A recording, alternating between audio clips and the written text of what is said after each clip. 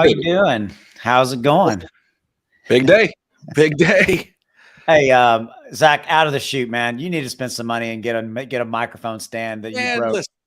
Listen, I've got a microphone stand. Every time I set it up, and it's funny because I was in another Airbnb right next door. They have the same table in here. And every time I was hooking it up, I was like scratching their table. And this is not my table. So I don't know what to do. I got to get a, I don't know. Spend a few dollars. Man, I'm out here reporting. If somebody walks in, I could, hand them the mic. Somebody walks into your kitchen. Here you go.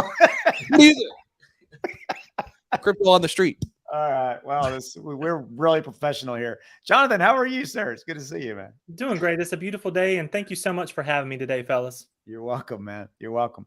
So we're going to hang out here for a while. We've got a lot to talk about. We got the FOMC Federal Reserve meeting, or the meeting's going to go live in about 28 minutes. We're going to check in on it. We're going to look at Bloomberg. We're going to do a lot of stuff. We're going to have overall conversation. We're going to talk about Shiba Inu. We're probably going to talk about Zach and his microphone. We're going to talk about, oh, by the way, notice how Zach's got those tan lines on the side of his face? Dude, come on now. I know.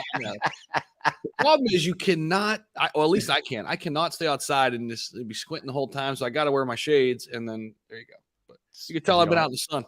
Because you don't have any hair, dude. That's it. Period. I know. Okay.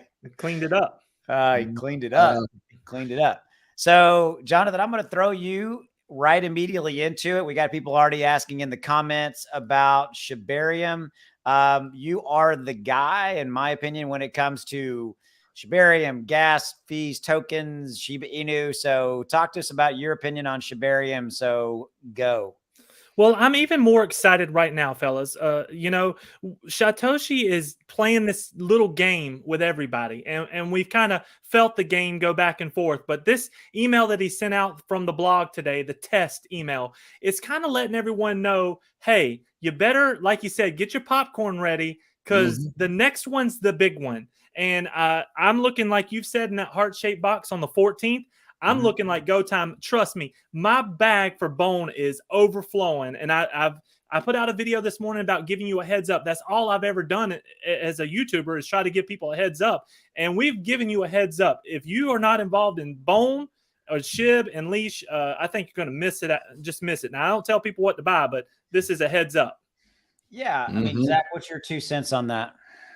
Yeah, man. I mean, so Austin and I just recorded some videos together about this kind of leak. I guess you could say that it was. Maybe it was a purposeful leak or not, or whatever, right? But it's the backbone, man. Shibarium is the backbone, and yes, it's an L2, but in reality, I look at it as their own blockchain, right? And anybody who has their own blockchain in this space is in a different category, right? Ethereum doesn't rely on other blockchains; they have their own, right? And you could say that for all the top layer ones. Yes, this isn't a layer one, but they're going to be able to do things that they cannot do simply just because they have to rely on Ethereum right now, right? So we mentioned the gas wars that went on with the NFT drop, right? That's something that would be resolved. And they could just do things without the, having to get permission from Ethereum, if you will. So I'm looking forward to it. It's just the beginning. It's crazy that we're almost at 1.3 million holders now. And the largest utility hasn't even dropped yet. This is something that's going to bring us, I think, to the masses. And as you mentioned, Austin, in the video we did together a little bit, this really is going to allow Shib to bring in other ecosystems, right? Whether it's gaming, D-apps, or anything of the sort. So exciting. Yeah.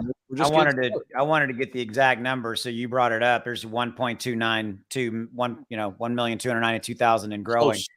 Yeah, so it's getting there. I think, I think you guys definitely, took the main points and made the point. By the way, for those of you guys who are joining in, we are going to be talking about the Fed, the Federal Reserve, the FOMC. They're going live in about 25 minutes. This will be Chairman Powell's speech, so we will cut to that here in a minute. We're also dropping on Bloomberg. Zach clued me in on this. Is really cool. We're going to drop in on Bloomberg's YouTube channel here in a minute, kind of see what they're saying. And after I make this comment, I'm going to go to each of you guys respectively and get you guys' opinion about what you guys think what we will see when we do see the speech, and then we'll open it up for Q&A and whatever. So I think Shibarium is, again, the backbone. I'm stealing that word from Zach. He coined that, and it's officially mine now. I think it's going to be the backbone, man, of the ecosystem. And And John, I got to give you credit. I own some bone, but man, the first time you started talking about it and I learned how much you had, I'm like, well, shit, I need to go buy some more damn bone. So I did.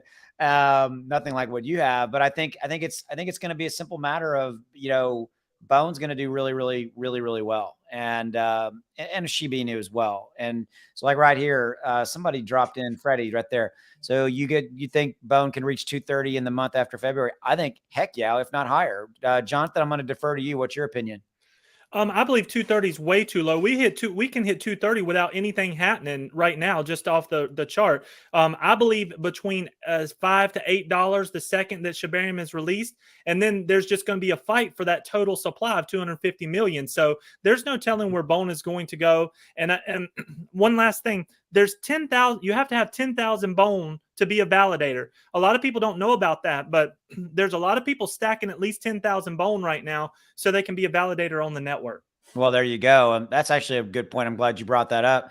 Let me make that go away so you don't cover your face up, dude. But I mean, their all-time high, right, for Bone, there you go, was approximately $3 and 24 cents. So I mean, yeah, I think it's doable to definitely surpass the $2+ range. And I tend to agree with you.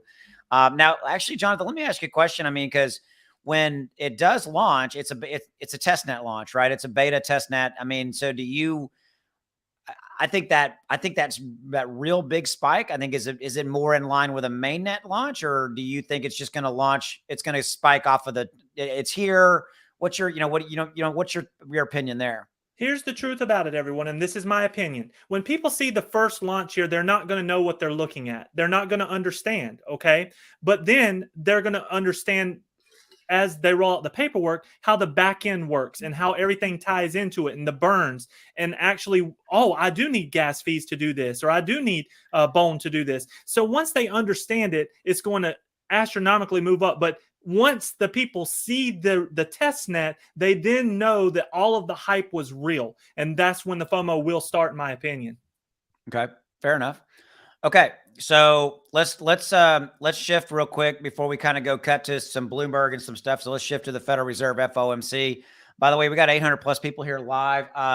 Hit the subscribe button and hit the like button. You need to subscribe to be able to drop in the comments. Go ahead, Zach. What were you going to say? No, I was going to say we're streaming on three different platforms too. So this is awesome. We're over on Clear Crypto's channel. We're on Austin's channel and my channel too. So welcome in everybody. This is awesome, and this is a big day for all of crypto. So it's cool. So yeah, so here, so it's interesting. So like we are dual streaming to my channel as cool. Well as Zach's channel. It's the first time. So Jonathan, we'll have to get you added into the mix soon so we can stream to you too. So here's Zach's channel. For those of you guys watching, if you're not familiar with Zach, there's Zach right there with, the bald headed dude right down there. Got to say it right. Yeah, man. Yeah, man. And check out the constant growth. We're doing some cool things over here too, man. There you go. So go check it out. A ton of fun. It's our second channel. So talking about success, money, life, living better, living good, walking the beach, doing cool stuff. So come check us out. Yeah. Still I had to jab you with the beach the beach comment. I was gonna give you a plug. Now I'm not gonna do that. Go unsubscribe. No, I'm kidding. I'm kidding. All right. So we're gonna give Zach a subscribe. Jonathan's here with us. Obviously, Jonathan is great influencer, trying to help him grow his channel as well. So definitely give him a subscribe there. He's at the One-Legged Bandit. So go subscribe to his channel as well. And so for doing shout outs, this is the channel I started with my wife. There's a link in the description below to this as well. So you can see my better half. So that's in the links in the description. All right. So Poconos, beach life rules. Let's go, bro. Yeah. If I could live there, I would. That's the point, dude. I'm in suburbia here. Okay. So let's take a look. So this is obviously what we're waiting on. Obviously, this will go live when Chairman Powell steps up to the podium. Papa Powell. Yep, Papa Powell. But we're on an ad here real quickly, but when this comes back, we'll maybe drop in on Bloomberg, kind of see what they've got going on. So let's cut to this and kind of see what they're saying, and then we'll go from there. Yep.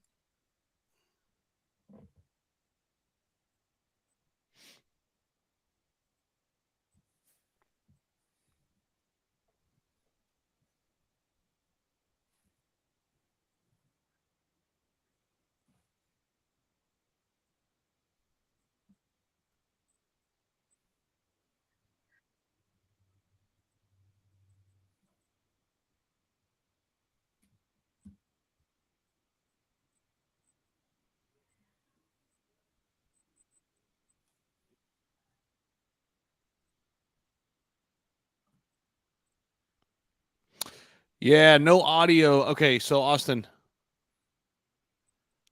I think Go ahead. this might be the issue. So no sound. So okay, if I wonder if the only people getting sound are people on your live stream. I'm wondering. Oh, okay. So this is the first time. Okay. So this is the first time we've done this where we're dual broadcasting to my channel and to Zach's channel. So those of you guys, so here's what we need to know. If you're on my channel, drop in the comments and tell me if you can hear it. If you're on Zach's channel, drop in the comments. There's Say, a I'm lot on of no Zach. sound coming in. Yeah, a lot of no Okay, I'm on sound, no voice, Austin's, guys. no audio. Okay, so we are having a problem with StreamYard. So, guys, the broadcast system, the software we use is called StreamYard. So Zach ran into this where sometimes it doesn't pick up audio if you're playing a video. So that would seem to be the problem. Is that right, Zach? And there's a setting that you can hit, Austin, on that screen. Try to hit that setting that says play sound or play audio on that screen. On what screen? The screen that's got CNBC or whatever channel this is right here. Bloomberg. Oh, I got it's muted.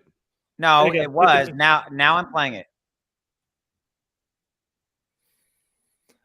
There should be down at the bottom on the settings, like where you see at the bottom in the green screen area. Click the little 3 dots and then click play sound on this video or this channel. I'm telling you, talking about. So bear with us, guys. We're troubleshooting here. You talking about inside of StreamYard? Yes, in the back screen area down at the bottom. Audio. Sure. Speaker. Camera. General. Shift. Bear with me. You guys talk amongst yourself. Well, yeah, we're gonna sort it out before we go live here. We're gonna do it one way or another here. So we might end up having to just play through a phone. I wonder if that would pick up, because if it comes through my mic or one of our mics, we should be able to have it come through 3 channels, I think. Zach, pull up on your phone. Pull up that Bloomberg broadcast video on your phone, and then put it. And if it works, then I might do it on mine, because I can move my mic more easily. Or you could set your mic down, and they would be by your phone. So see if that'll do it. Yeah. So let me see if that works, and we'll see, because we want to get it right before we got about 15 minutes. So we'll sort it out here. Hold on. All right, guys. Let's see here. We're on a little ad here. All right, guys. Let us know what this sounds like here. I think it's really important to understand that the data we've just gotten in the last couple of days actually hardens the Fed's resolve. And Chairman Powell went out of his way to say that there was no one who had a rate cut priced in December in the SEP That works. when he talked about it. Now, Chairman Powell doesn't really love the SEP. It's something that's been sort of a thorn in his side at times. But I think that was very important guidance that he gave, that no one had a rate cut for 2023. The Fed really wants to hammer that point in. And even though we have some doves on the Fed, they're going to be relooking at the data that's just come in and say, you know what?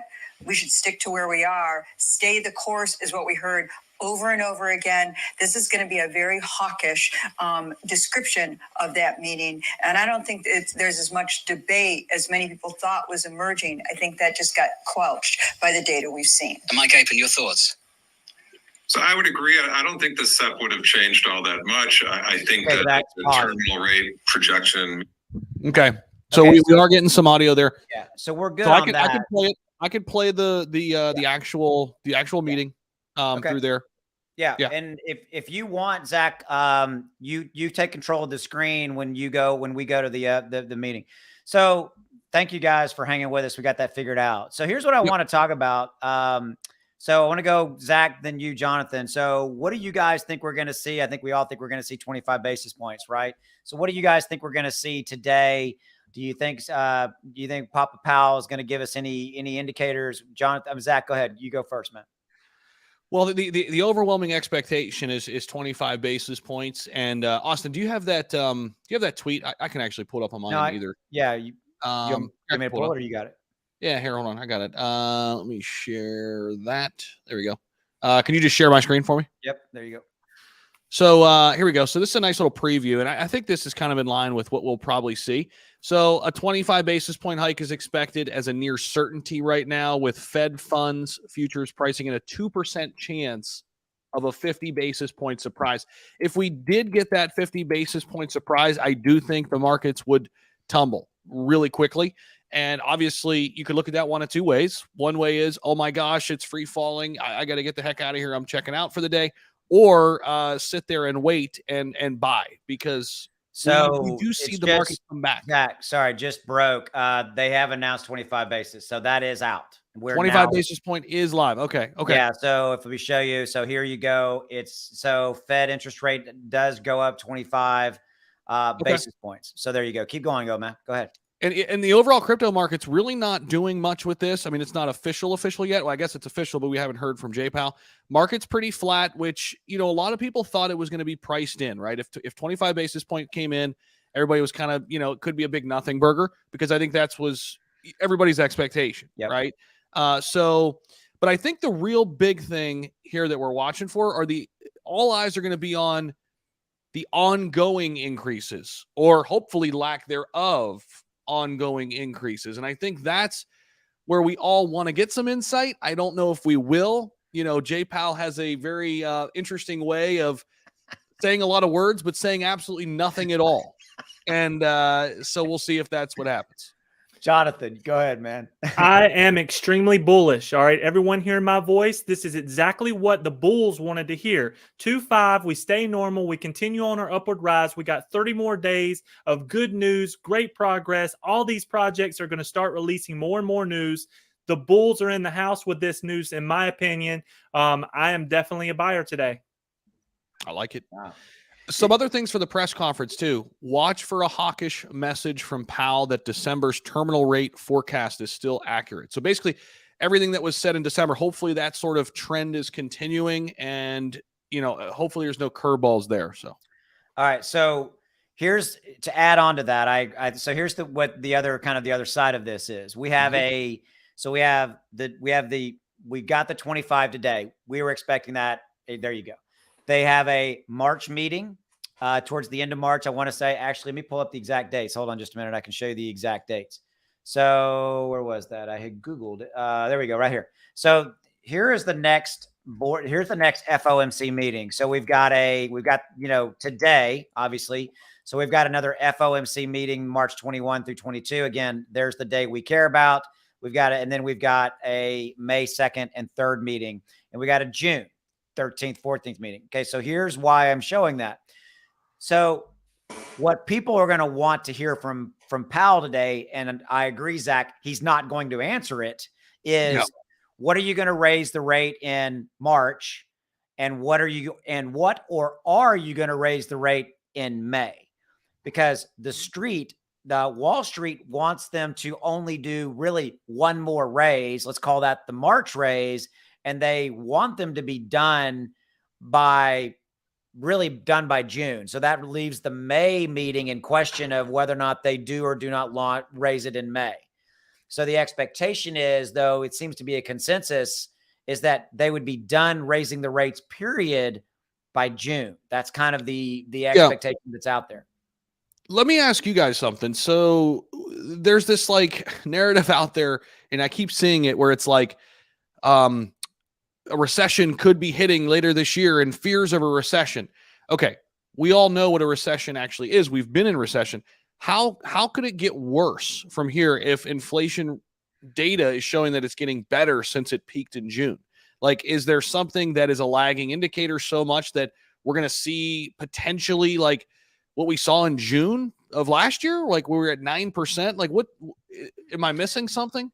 No, I think that. Go ahead, Jonathan. Go ahead. I want to throw something in here. Look, I have a couple businesses here, and I work with businesses every day. Let me tell you something about business and money right now. People are spending $4,000 for wedding photos. People are shopping. People are partying. People are making money. This has been the best January I've ever had, ever. I'm telling you right now, business, economy, money is being made. I think we can pull ourselves up through this. I really do. There you go. I like it. I think, yeah. Go ahead. Well, I think that I think the whole soft landing, hard landing, I'm not going to go down too far on that rabbit hole. That depends on what talking head you want to believe or not believe. I think they have to stop at some point or else they will push us into an official recession, whether or not we're there or not, and who, depending on how you want to quantify, blah, blah, blah, blah, blah. What it really comes down to is this: as long as the CPI reports and the jobs reports keep coming in line and showing that number is moving down, I think we're in good shape. And I think earlier when we dropped into Bloomberg, some of the people couldn't hear it. The bank, the head guy from B of A was talking about the fact that, you're now starting to see the effects from the mid-year raises last year are really now starting to kind of hit. So it is kind of a lagging into, if you will, right? All the stuff we did 6, 7, 8 months ago is now starting to kind of really, get into effect again, Yep, 100%. I mean, something else to consider here too, Austin, if you could help, you could share this real quick. So this is the US dollar currency index, okay? The DXY. So usually why we care about this, when the DXY is going down, usually crypto is going up and Bitcoin is going up. So you could see kind of where the reversal point was. Back in September, we peaked out with the DXY.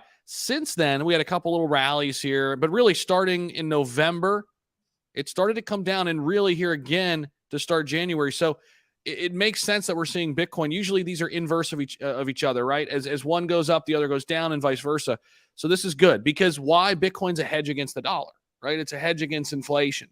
So this is something else to consider here. We've been kind of trading sideways here. It hasn't been falling as much. We'll see kind of what happens after today. And so we'll be tracking this closely too. But crypto-wise, not a lot going on. I mean, this is kind of where we were before we came on, right? Pretty much. No, it's gone down. We were down 1.2%. So we've shaved almost half of that. So it's come up. Yes. Yeah, it's come up. It's gone in the right direction. Okay. Yeah, I guess. Okay, so in the last hour, we've got a few up a little bit. I mean, nothing crazy. But yeah, I mean, we'll see if maybe Jay Powell gives us something to write home about here and maybe Come even on, rattle a little bit. Jack, you and I've covered this. He is not going to say a damn thing. And to be honest, fellas, one thing we definitely need to do, we don't need to stop raising interest rates yet. We can all see, even though we're all doing well, we're learning how to manage it. But but inflation is definitely a real thing. I mean, when you're paying $8 for a carton of eggs, we can see it. So I hope that they keep raising the rates and don't stop, because if they do stop, that is where our real trouble, our real pitfall could come into play. That's where we could all get ruined if they start this recession much quicker by pulling it, by letting everyone think that they're okay, but we're really not. You know what I mean? Right. Mm-hmm. Right. So Zach, let's shift over and use your microphone. Let's go watch the. In fact, if you want to just go over to the Bloomberg. Let's see if Bloomberg will play. Okay, so we're going to test this because we still have about 5-6 minutes. So we're going to test this real quick. We'll see if Bloomberg plays through here, through the laptop. I'm not quite sure. Maybe it's a laptop issue. If not, no worries. I've got my phone with me. We could play that, but we'll try this first. Let me mute. Okay, that's muted. That's good. All right, we'll try this first. And guys, give us something in chat. No worries. If not, we'll play it through the phone if we need to. But here we go. I can't hear it. No, I can't even hear it.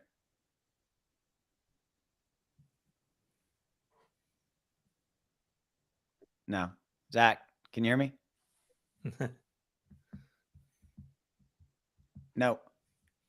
Okay, so all right, so that's a nothing burger. All right, no worries. We got it on the phone. So we're going to be listening to a lot audio. I'll time up the video with the audio on my phone because I love you out there. I love everybody out there. And we'll figure it out. Okay. All right. So let's see here. Here we go. Man, we're high tech here. Though, in this regard, you got to be ready to pivot. Hawkish in what you do. You can be hawkish in what you say. After slowing down for the second straight meeting to 25 basis points, it's going to be really hard to change the effect of that, right? So if they really, really wanted to push back against expectations of easing in financial conditions or cuts later, or just if they wanted to kind of, reassert their intent, they could have gone 50 and they didn't. So there's not a lot, I think, that you can talk about at this point without another forecast, to really kind of change what markets think. Markets know you slowed down again. So it's a dovish meeting on net relative to where the committee was just a month or two ago. If it's a dovish meeting, Michael, and it was nice of you to arrange for CPI Wednesday or whatever it is to be Valentine's Day. Did you know that, John? I didn't know that. CPI is Valentine's Day.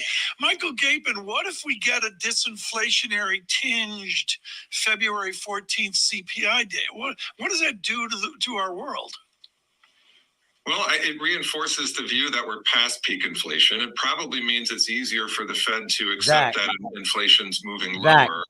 And it would reinforce the play view the video, show the video that the Fed could be cutting later this year. So the faster inflation dissipates, then the Fed's at risk of its policy rate getting too tight, right? So there's some probability that you'll get cuts later this year. So I think it would reinforce the narrative. Dan, you have an understanding of the Midwest of this nation like really no one we speak to. And I want to go to the great Jim Glassman at JP Morgan, who is heated in his commercial banking meetings of the optimism of America. I looked at a zip code in Kansas a couple days ago on a Blackstone thing, and the unemployment rate is 2.2% in Kansas.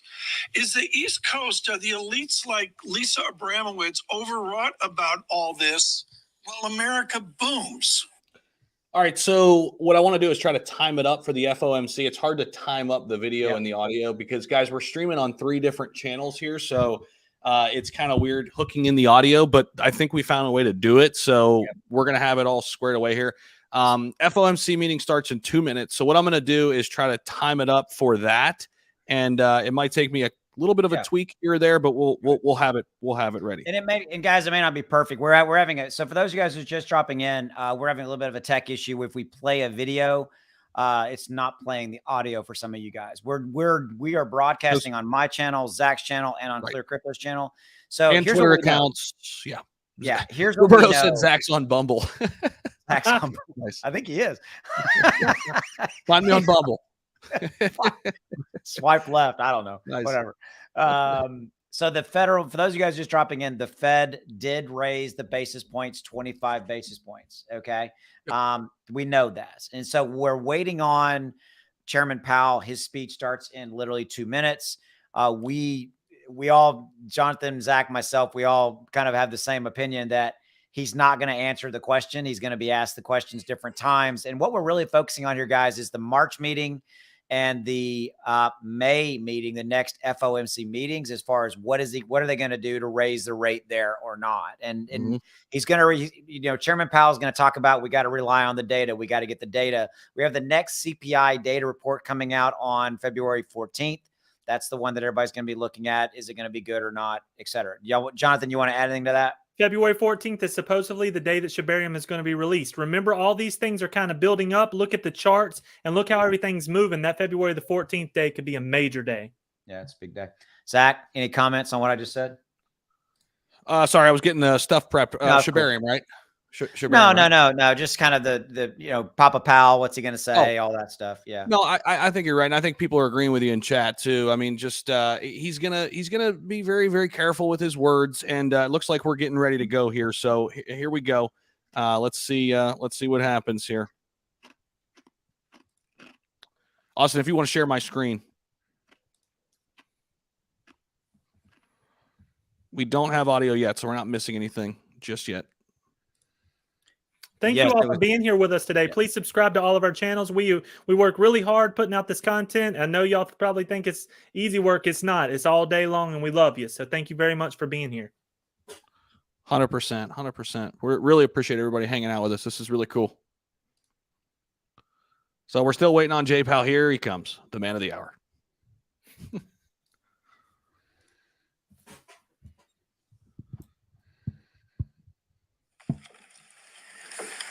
Good afternoon and welcome. My colleagues and I understand the hardship that high inflation is causing, and we are strongly committed to bringing inflation back down to our 2% goal. Over the past year, we've taken forceful actions to tighten the stance of monetary policy.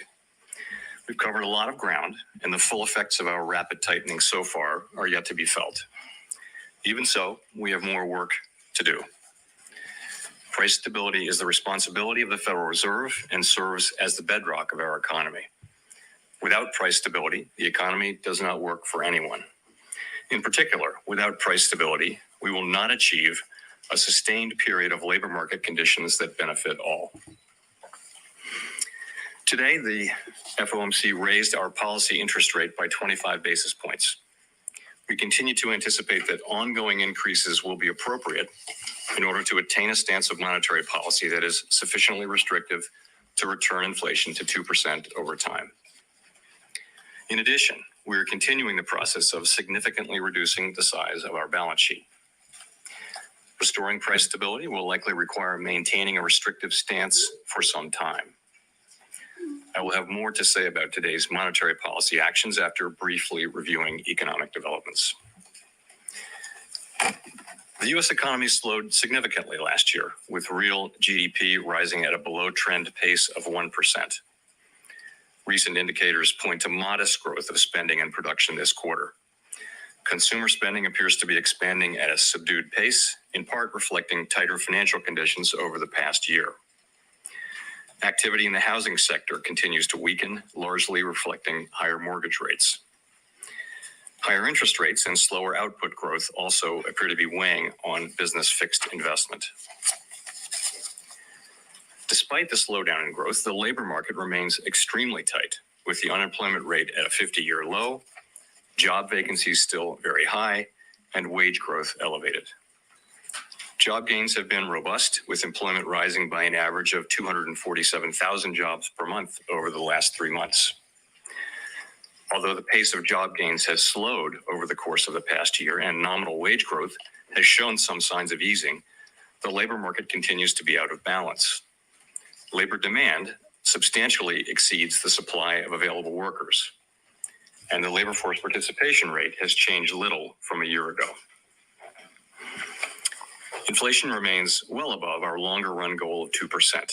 Over the 12 months ending in December, total PCE prices rose 5.0%. Excluding the volatile food and energy categories, core PCE prices rose 4.4%. The inflation data received over the past 3 months show a welcome reduction in the monthly pace of increases. And while recent developments are encouraging, we will need substantially more evidence to be confident that inflation is on a sustained downward path.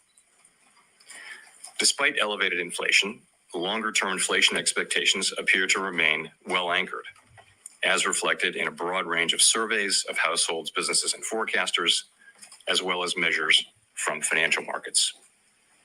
But that's not grounds for complacency. Although inflation has moderated recently, it remains too high. The longer the current bout of high inflation continues, the greater the chance that expectations of higher inflation will become entrenched. The Fed's monetary policy actions are guided by our mandate to promote maximum employment and stable prices for the American people. My colleagues and I are acutely aware that high inflation imposes significant hardship as it erodes purchasing power, especially for those least able to meet the higher costs of essentials like food, housing, and transportation. We are highly attentive to the risks that inflation poses to both sides of our mandate, and we are strongly committed to returning inflation to our 2% objective. At today's meeting, the committee raised the target range for the federal funds rate by 25 basis points, bringing the target range to 4.5% to 4.75%. And we are continuing the process of significantly reducing the size of our balance sheet. With today's action, we have raised interest rates by 4.5 percentage points over the past year. We continue to anticipate that ongoing increases in the target range for the federal funds rate will be appropriate in order to attain a stance of monetary policy that is sufficiently restrictive to return inflation to 2% over time. We are seeing the effects of our policy actions on demand in the most interest-sensitive sectors of the economy, particularly housing. It will take time, however, for the full effects of monetary restraint to be realized, especially on inflation. In light of the cumulative tightening of monetary policy and the lags with which monetary policy affects economic activity and inflation, the committee decided to raise interest rates by 25 basis points today, continuing the step down from last year's rapid pace of increases. Shifting to a slower pace will better allow the committee to assess the economy's progress toward our goals as we determine the extent of future increases that will be required to attain a sufficiently restrictive stance. We will continue to make our decisions meeting by meeting, taking into account the totality of incoming data and their implications for the outlook for economic activity and inflation. We have been taking forceful steps to moderate demand so that it comes into better alignment with supply. Our overarching focus is using our tools to bring inflation back down to our 2% goal and to keep longer-term inflation expectations well anchored. Reducing inflation is likely to require a period of below-trend growth and some softening of labor market conditions. Restoring price stability is essential to set the stage for achieving maximum employment and stable prices over the longer run. The historical record cautions strongly against prematurely loosening policy. We will stay the course until the job is done. To conclude, we understand that our actions affect communities, families, and businesses across the country. Everything we do is in service to our public mission. We at the Fed will do everything we can to achieve our maximum employment and price stability goals. Thank you, and I look forward to your questions. Chris.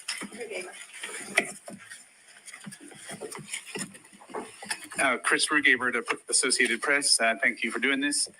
As you know, financial conditions have loosened since the fall, with bond yields falling, which has also brought down mortgage rates, and the stock market posted a solid gain in January. Does that make your job of combating inflation harder? And could you see lifting rates higher than you otherwise would to offset the increase or to offset the easing of financial conditions? So it is important that overall financial conditions continue to reflect the policy restraint that we're putting in place in order to bring inflation down to 2%. And of course, financial conditions have tightened very significantly over the past year. I would say that our focus is not on short-term moves, but on sustained changes to broader financial conditions. And it is our judgment that we're not yet at a sufficiently restrictive policy stance, which is why we say that we expect ongoing hikes will be appropriate. Of course, many things affect financial conditions, not just our policy. And we will take into account overall financial conditions along with many other factors as we set policy. Rachel. Hi, Chair Powell. Thank you for taking our questions. Rachel Siegel from the Washington Post. Over the last quarter, we've seen a deceleration in prices, in wages, and a fall in consumer spending, all while the unemployment rate has been able to stay at a historic low. Does this at all change your view of how much the unemployment rate would need to go up, if at all, to see inflation come down to the levels you're looking for? So I would say it is a good thing that the disinflation that we have seen so far has not come at the expense of a weaker labor market. But I would also say that disinflationary process that you now see underway is really at an early stage. What you see is really in the goods sector, you see inflation now coming down because supply chains have been fixed. Demand is shifting back to services, and shortages have been abated. So you see that in the housing services sector. We expect inflation to continue moving up for a while, but then to come down, assuming that new leases continue to be lower. So in those two sectors, you've got a good story. The issue is that we have a large sector called non-housing service, core non-housing services, where we don't see disinflation yet. But I would say that so far, what we see is progress, but without any weakening in labor market conditions. Has your expectation for where the unemployment rate might go changed since December? You know, we're going to write down new forecasts at the March meeting, and we'll see at that time. I will say that it is gratifying to see the disinflationary process now getting underway, and we continue to get strong labor market data. But you know, we'll update those forecasts in March. Neil. Hi, Chair Powell. Neil Irwin with Axios. You and some of your colleagues have emphasized the possibility that job openings could come down and that that would let some of the air out of the labor market without major job losses. We saw the opposite in the December JOLTS this morning, job openings actually rising. That also has coincided with slowdown in wage inflation. Do you believe that openings are an important indicator to be studying to understand where the labor market is and where wage inflation might be heading? So you're right about the data, of course. What we've seen average hourly earnings and now the employment cost index abating a little bit, still off of their highs of 6 months ago and more, but still at levels that are fairly elevated. The job openings number has been quite volatile recently, and I did see that it moved back up this morning. I do think that it's probably an important indicator. The ratio, I guess, is back up to 1.9 job openings to unemployed people who are looking for work. So it's an indicator, but nonetheless, you're right. We do see wages moving down. If you look across the rest of the labor market, you still see very high payroll job creation, and quits are still at an elevated level. So by many indicators, the job market is still very strong. Go to Colby and then Howard. Thank you. Colby Smith with the Financial Times. Given the economic data since the December meeting, is the trajectory for the Fed funds rate in the most recent SEP still the best guidepost for the policy path forward? Or does ongoing now mean more than 2 rate rises now? So you're right. At the December meeting, we all wrote down our best estimates of what we thought the ultimate level would be. And that's obviously back in December. And the median for that was between 5 and 5.25%. At the March meeting, we're going to update those assessments. We did not update them today. We did, however, continue to say that we believe ongoing rate hikes will be appropriate to attain a sufficiently restrictive stance of policy to bring inflation back down to 2%. We think we've covered a lot of ground, and financial conditions have certainly tightened. And I would say, still think there's work to do there. We haven't made a decision on exactly where that will be. I think, we're going to be looking carefully at the incoming data between now and the March meeting and then the May meeting. I don't feel a lot of certainty about where that will be. It could certainly be higher than we're writing down right now. If we come to the view that we need to write down to move rates up beyond what we said in December, we would certainly do that. At the same time, if the data come in the other direction, then we'll make data dependent decisions at coming meetings, of course. Just as a quick follow-up, how are you viewing the kind of balance of risk between those two options of, the likelihood of maybe falling short of that or going beyond that level? I guess I would say it this way. I continue to think that it's very difficult to manage the risk of doing too little and finding out in 6 or 12 months that we actually were close but didn't get the job done, and inflation springs back and we have to go back in. And now you really do worry about expectations getting unanchored and that kind of thing. This is a very difficult risk to manage. Whereas, of course, we have no incentive and no desire to over tighten, but if we feel like we've gone too far, we can certainly and inflation is coming down faster than we expect, then we have tools that would work on that. So I do think that in this situation where we have still the highest inflation in 40 years, the job is not fully done. As I started to mention earlier, we have a sector that represents 56% of the core inflation index where we don't see disinflation yet. So we don't see it. It's not happening yet. Inflation in core services ex housing is still running at 4% on a 6 and 12 month basis. So there's nothing happening there. In the other two sectors representing, less than 50%, you actually, I think, now have a story that is credible, that's coming together, although you don't actually see disinflation yet in housing services, but it's in the pipeline, right?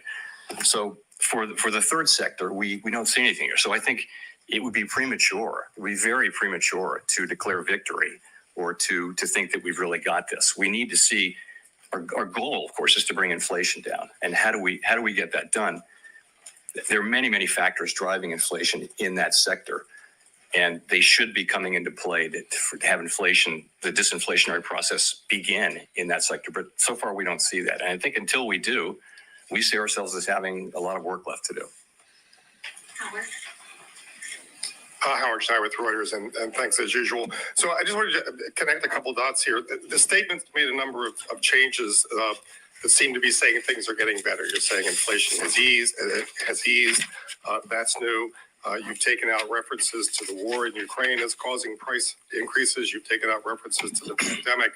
You've eliminated all the reasons that you said prices were being driven higher.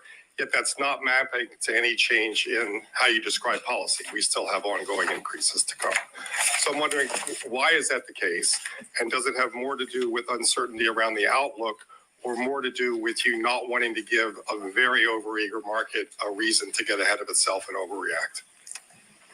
So I guess I would say it this way. We can now say, I think, for the first time, that the disinflationary process has started. We can see that, and we see it really in goods prices so far. Goods prices is a big sector. This is what we thought would happen since the very beginning, and now here it is actually happening. And for the reasons we thought, it's supply chains, it's shortages, and it's demand revolving back towards services. So this is a good thing. But that's around a quarter of the PCE price index, core PCE price index. So the second sector is housing services, and that's driven by very different things. And we, as I mentioned, with housing services, we expect, and other forecasters expect, that measured inflation will continue moving up for several months, but will then come down, assuming that new leases continue to be soft. And we do assume that. So we think that that's sort of in the pipeline. And we actually see disinflation in the goods sector, and we see it in the pipeline for two sectors that amount to a little less than half. So this is good. And we note that when we say inflation is coming down, that this is good. We expect to see that disinflation process will be seen, we hope soon, in the core goods the core services ex housing sector that I talked about. We don't see it yet. It's 7 or 8 different kinds of services. Not all of them are the same. And, we have a sense of what's going on in each of those different subsections. Probably the biggest part of it, probably 60% of that is research would show is sensitive to slack in the economy. And so the labor market will probably be important. Some of the other ones, the labor market's not going to be important. Many other factors will drive it. In any case, we don't see disinflation in that sector yet. And I think we need to see that. It's the majority of the core PCE index, which is the thing that we think is the best predictor of headline PCE, which is our mandate. So it's not that we're neither optimistic nor pessimistic. We're just telling you that we don't see inflation moving down yet in that large sector. I think we will fairly soon, but we don't see it yet. Until we do, I think we see ourselves, we got to be honest with ourselves. We see ourselves as having perhaps more persistent inflation in that sector, which will take longer to get down. And we're just going to have to complete the job. I mean, that's what we're here for.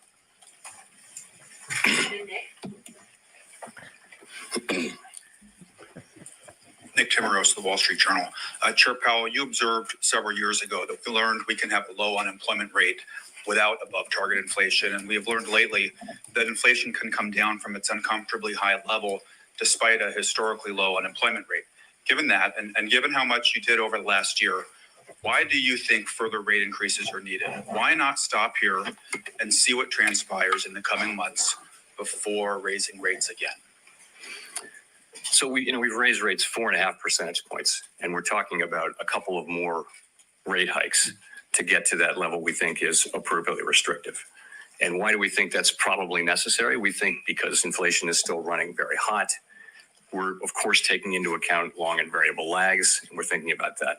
The story we're telling about inflation is to ourselves, and the way we understand it is basically the three things that I've just gone through a couple times. And again, we don't see it affecting the services sector ex housing yet. But I mean, I think our assessment is that we're not very far from that level. We don't know that, though. We don't know that. So I think we're living in a world of significant uncertainty. I would look across the spectrum of rates and see that real rates are now positive, right, by an appropriate set of measures are positive across the yield curve. I think policy is restrictive. We're trying to make a fine judgment about how much is restrictive enough. That's all. And we're going to, that's why we're slowing down to 25 basis points. We're going to be carefully watching the economy and watching inflation and watching the progress of the disinflationary process. Did you or your colleagues discuss the conditions for a pause at this meeting this week? You'll see the minutes will come out in 3 weeks and we'll give you a lot of detail. We spent a lot of time talking about the path ahead and the state of the economy. And I wouldn't want to start to describe all the details there, but that was the sense of the discussion, was really talking quite a bit about the path forward. Victoria. Hi, Chair Powell. I wanted to ask about the debt ceiling. Given that we've now hit up against it, I was wondering if the U.S. goes past the X date, will the Fed do whatever the Treasury directs as it relates to making payments as the fiscal agent, or will it do its own analysis of any legal constraints? So your question is, would we say your question again? Will the Fed do what Treasury directs as it relates to making payments, or will it do its own analysis of any legal constraints? So you're really asking about, you're asking about prioritization in effect, is what Yes, you're, okay. yes. So I feel like I have to say this. There's only one way forward here, and that is for Congress to raise the debt ceiling so that the United States government can pay all of its obligations when due. And any deviations from that path would be highly risky, and that no one should assume that the Fed can protect the economy from the consequences of failing to act in a timely manner. In terms of our relationship with the Treasury, we are their fiscal agent, and I'm just going to leave it at that. Are you actively doing any planning of what might happen in the event that would happen? I'm just going to leave it at that. This is a matter that's to be resolved between it's really Congress's job to raise the debt ceiling, and I gather there are discussions happening, but they don't involve us. We're not involved in those discussions, so we're the fiscal agent. Gina and then Steve. Jade Powell. Gina Smilik from the New York Times. Thanks for taking our questions. I wonder, was there any discussion today of the possibility of pausing rate increases and then restarting them? Lori Logan from the Federal Reserve Bank of Dallas seemed to suggest that would be a possibility in a recent speech. And I wonder if that view is broadly shared on the committee. So the committee, obviously, did not see this as a time to pause.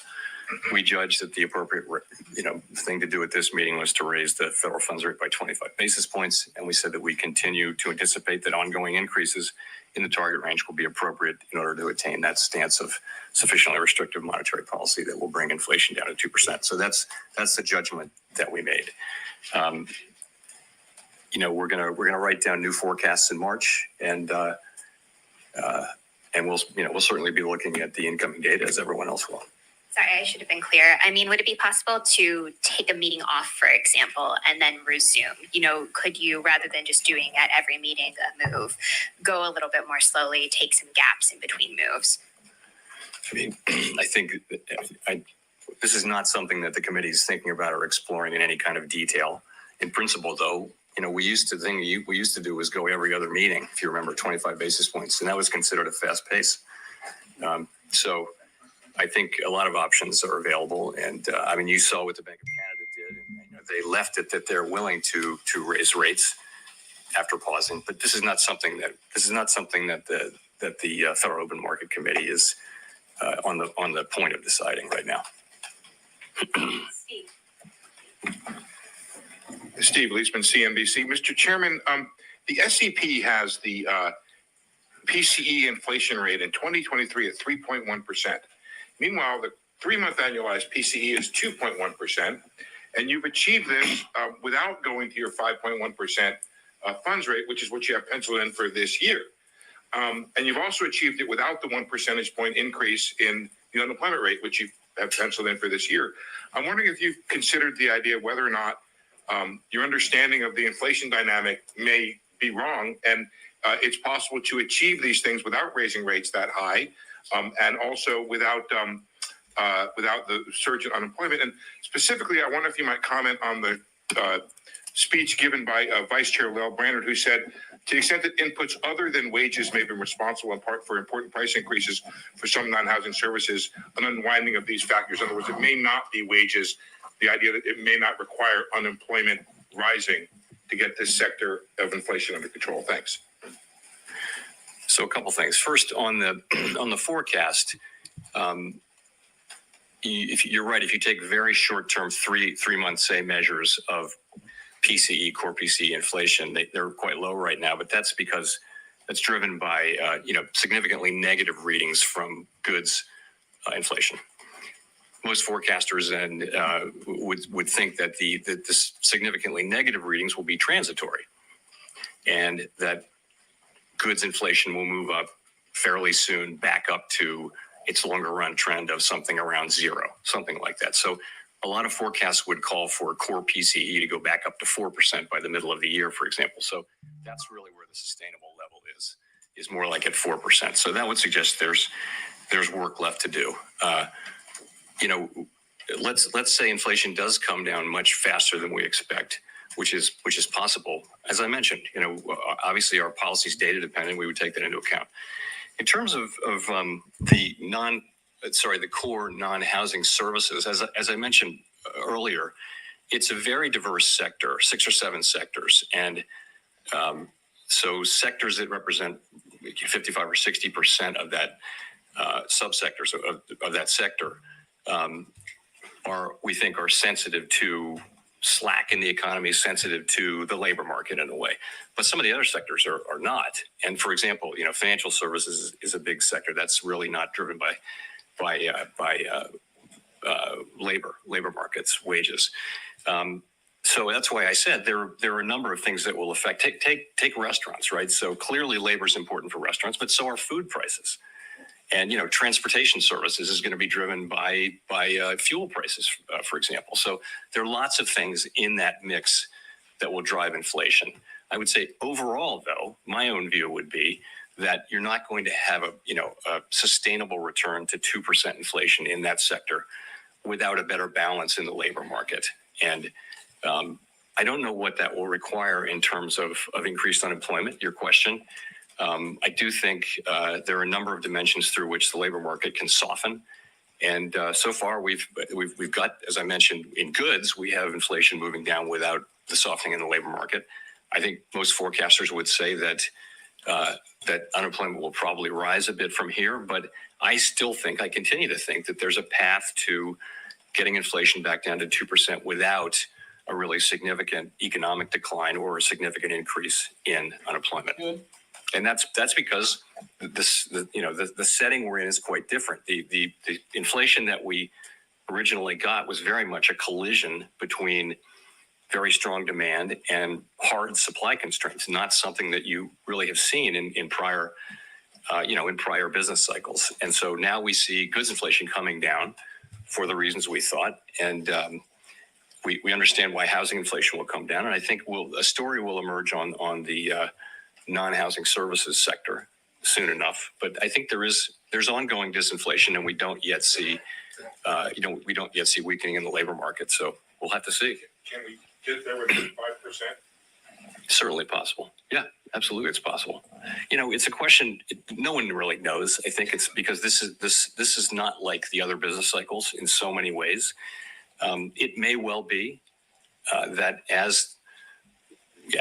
that it will take more slowing than I expect to get inflation down to 2%. But I don't. That's not my base case. My base case is that the economy can return to 2% inflation without a really significant downturn or a really big increase in unemployment. I think that's a possible outcome. I think many forecasters would say it's not the most likely outcome, but I would say there's a chance of it. Michael. Michael McKee from Bloomberg TV and Radio. I'd like to pick up on what you were just saying about a substantial downturn and ask, with the full weight of your tightening not in place yet, and with the progress against inflation, there's still a lot of talk about very, very slow growth going forward in 2023. And the recession indicators are all suggesting that we are going to see recession this year. So I'm wondering if you've changed your view, or you have a more nuanced view of what you think the danger to economic growth is going forward, and whether you're very close to perhaps tipping it into the wrong place, which calls for more restraint on your part. So I do think most forecasts and my own assessment would be that growth will continue, positive growth will continue, but at a subdued pace, as it did last year. We had growth of GDP growth of 1% last year, and also final sales growth, which we think is a better indicator of about 1%. I think most forecasts and certainly my assessment would be that growth will continue at a fairly subdued level this year. There are other factors, though, that need to be considered. You will have seen that the global picture is improving a bit, and that will matter for us potentially. The labor market remains very, very strong, and that's job creation, that's wages. As inflation does come down, sentiment will improve. You also, state and local governments are really flush these days with money, and many of them are considering tax cuts or even sending checks. So I think that's going to support. They're also spending a lot. There's a lot of spending coming in the construction pipeline, both private and public, and so that's going to support economic activity. So I think there's a good chance that those factors will help support positive growth this year, and that's my base case is that there will be positive growth this year. Rich. Thank you. Rich Miller from Bloomberg. First of all, how are you doing? Fine, thanks. Fine. Good. Second off, I think earlier on in the press conference, you said you need to see substantially more evidence of inflation coming down. Can you give us some idea of what you're thinking of? You mentioned 3 months, that we've seen 3 months in a row. If Governor Walters suggested he might want to see 6 months. Is it just the inflation data, or do you have to see the labor market coming back into better balance to have that substantially more evidence? So I don't think there's going to be a light switch flipped or anything like that. I think it's just an accumulation of evidence. So of course we'll be looking, by the time of the March meeting, we'll have 2 more employment reports, 2 more CPI reports, and we'll be looking at those carefully, as all of us will, and we'll be asking ourselves, what are they telling us? And soon after that, we'll have another ECI wage report, which, as you know, right, is a report Zach, that we like. Yeah, I think we pretty much got it, huh? Sorry, I was writing another J Powell comment in the. Yeah, so that was fun. that was awesome. So, all right, here you go. Here's the fun fact. Everybody write a great J Powell comment. We've had some great ones coming from Jonathan Ramirez and Zach. Jonathan, I think you even had 1 or 2. So everybody write a great J Powell comment like we were seeing, and we'll exit the stage left here. So, Zach, what are you thinking that you're hearing? I heard 2 more interest rate hikes. That definitely came across. It's probably smaller, 25 basis points. And you know what? He seemed to be fairly dovish, which I think is just call it bullish. But anyway, he seemed to be fairly bullish. He didn't say the word data 8 million times. I don't know. I got a better feel. What do you think? I agree. I think it's more clarity than I thought we'd get, as long as he stays true to kind of what's going to transpire here. But it feels like a couple more 25 basis points. That's exactly what I heard. Jonathan, what you thinking?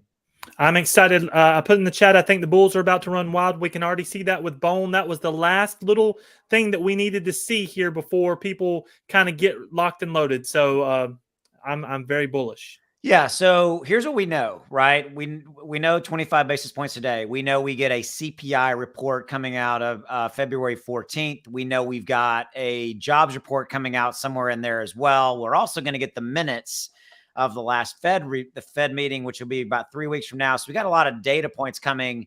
And then we roll into a March meeting. Sounds like in the March meeting, we should expect a 25 basis points raise. I've been saying in my videos, and I want your guys' opinion, that today was going to set the tone for really February and March. Outside of those reports and some of those things I just mentioned, Zach, you go first. What do you think I'm on track here? Do you think this is kind of setting the tone? What's your 2 cents? I agree. I mean, there's no real reason we should see a mass sell-off.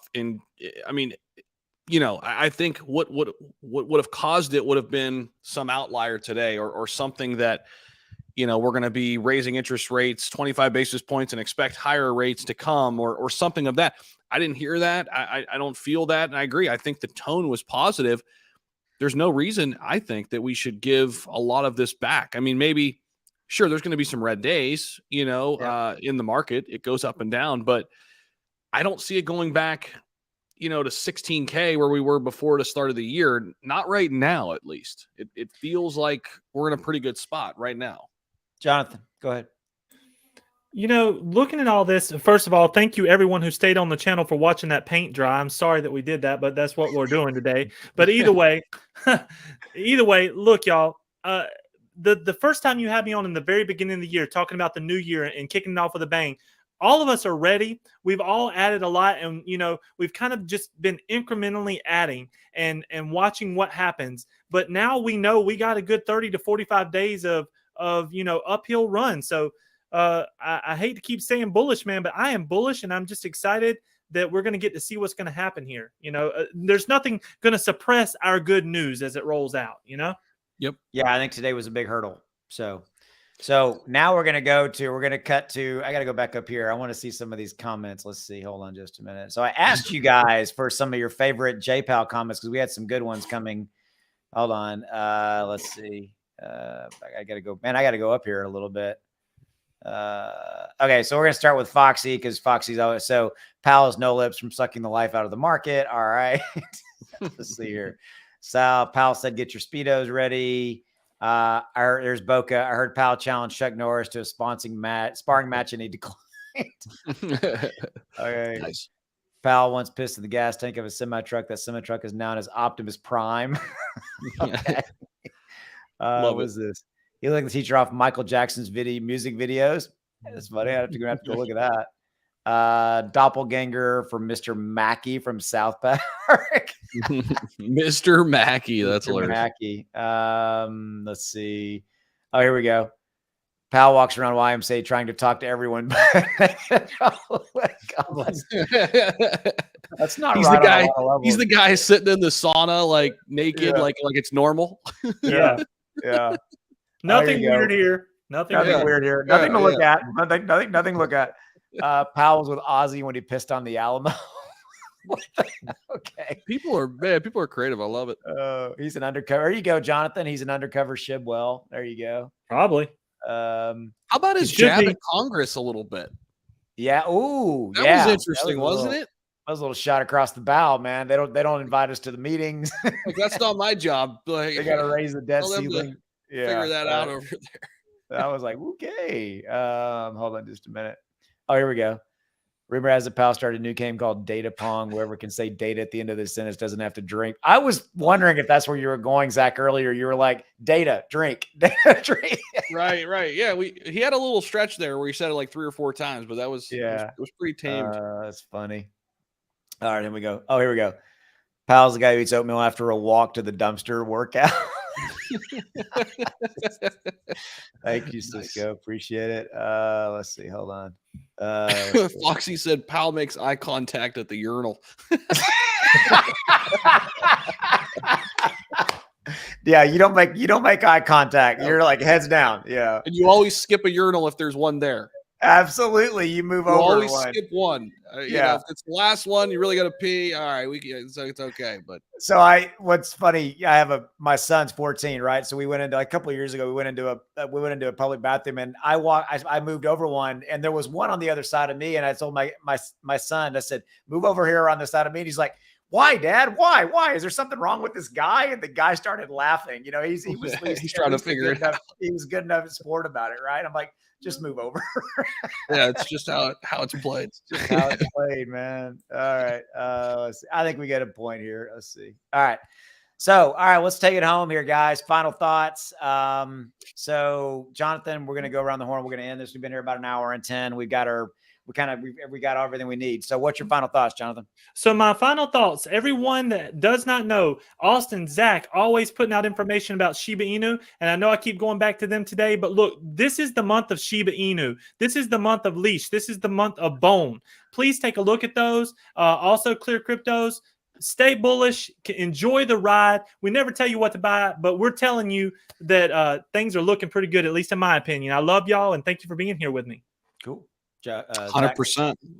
100%. Yeah. And, it was a pretty good day. Honestly, I think this is a win for everybody in crypto and really for anybody in the markets. I think the stock market was bouncing too, wasn't it, Austin? Yeah, it was all over the place, but we're coming back. Crypto's now up 0.71. Stocks kind of, the NASDAQ's on fire, but Dow's down. Oh, there we go. Look, NASDAQ now, the Dow just took off. So I think that's exactly what you said earlier, Austin. It's a little bit of clarity to what's to come. We finally got a little bit of clarity in terms of what we can expect. And he said, I think I tweeted the quote. What did he say? Hold on, let me find the tweet. Hold on, because I took it word for word there. Powell said a couple more rate hikes to get it down where it needs to be. A couple more rate hikes to get it down to where it needs to be. So 25 today, the expectation is probably a couple 25 basis point moves, and who knows? There we go. But it's good. Well, it's good. Positive. Yeah, that was a good day. So I'm going to give Jonathan a shout out. Thank you, Jonathan, for spending some time, man. This is Jonathan's channel. Go give him a subscribe. Great content. Always there for you. As everybody knows, Zach, one of my good buddies, obviously his content is his channel. Links in the description below as well. So looking good there. Hey, what's going on with Shibarium? Oh, I don't know. No, not a lot. No, kidding. It's go watch Zach's Shibarium video. Oh, I'm on there. Wow, that's cool. Okay. All right. Yep. You got one coming out later too. Right? I got one coming out later. So yeah, my final thoughts, all I can say is that I'm considering today a win. He could have derailed a lot today, and he didn't say data every other word. He gave us some clarity and some visibility. The market's reacting. I think we didn't. This is as close as you're going to get to dovish, bullish with Powell, and I think it's a good thing. So we're going to end on that note. So with that said, guys, thank you for spending some time. Catch us on the replay. As always, we'll be here, and hit that subscribe button, hit the like button on your way out. We'll see you. Have a good one. Take care. Jay Powell. Papa Powell.